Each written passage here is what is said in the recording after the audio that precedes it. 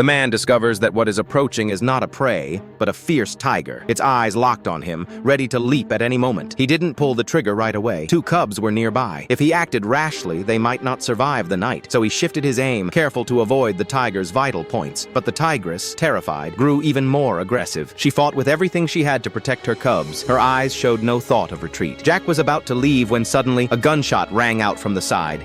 The tigress collapsed. The cubs rushed forward. The one-eyed cub let out a deep, aching growl, a sound that seemed to question Jack and to cry out the pain of losing its mother. At that moment, Pete, the one who had fired, stepped closer. His face showed no mercy. He even tried to strike at the cubs, but Jack stopped him just in time. Seeing Jack's firm stance, Pete had no choice but to back down. Wanting to give the cubs a chance at survival, Jack carried them to a cave. As soon as he set them down, the timid cubs shrank back into the shadows while the one-eyed cub bared its teeth, still growling.